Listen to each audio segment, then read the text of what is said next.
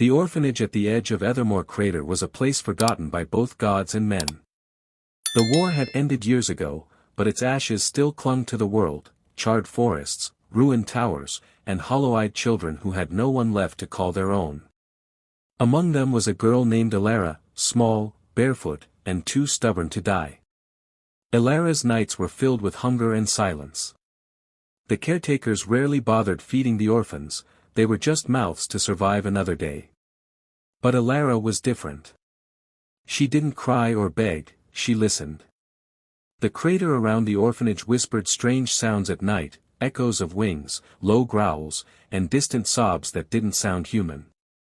One moonless night, drawn by instinct or fate, Elara followed the sound.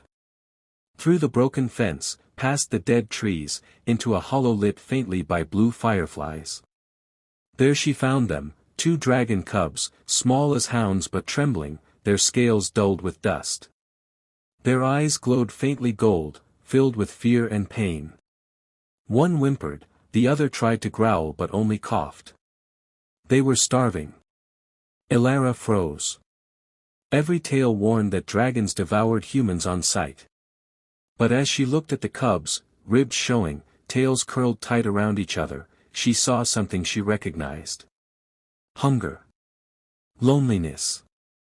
She tore a piece of her own bread crust, the one meal she'd saved for herself, and placed it near them.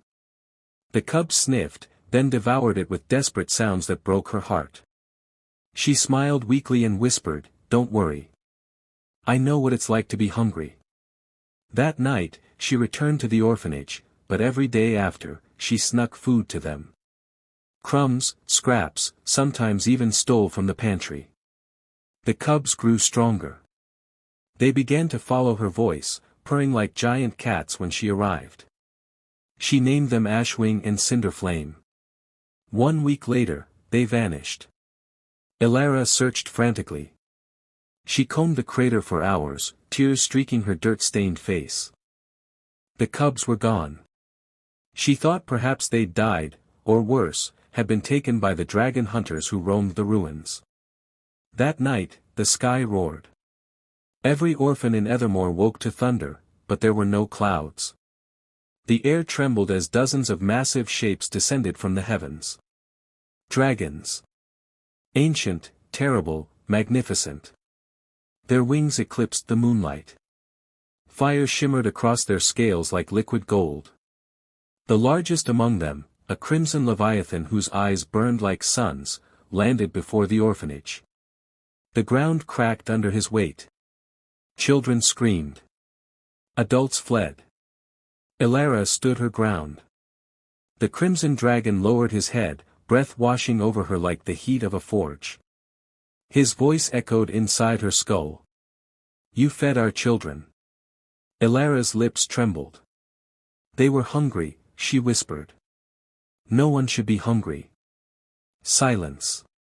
Then, from behind him, the two cubs emerged, no longer frail, but radiant, their scales gleaming like molten copper. They chirped and bounded toward her, wrapping around her legs like overgrown kittens. Elara burst into tears. The crimson dragon's gaze softened.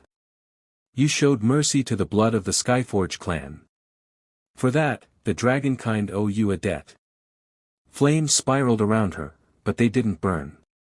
The fire wrapped her, gentle as sunlight. When it faded, a mark glowed faintly on her wrist, a sigil shaped like intertwined wings. "You are under our protection now," the Dragon King declared. "No blade shall harm you. No hunger shall touch you. You will live among the kin who remember kindness." The dragons rose into the sky, but not without her. In the stunned silence of the orphanage yard, the children watched as Elara, once the smallest and most forgotten among them, ascended on the back of Ashwing. Her laughter echoed with the roar of 100 dragons, their wings beating like thunder over the ruined land. Years later, songs would tell of the dragon Orphan, the girl who fed 2 starving cubs and gained an entire army for a family.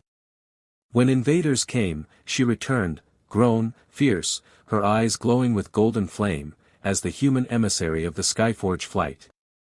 And the world learned, once again, that mercy can be mightier than magic. That even dragons bow before a girl who refused to let hunger win.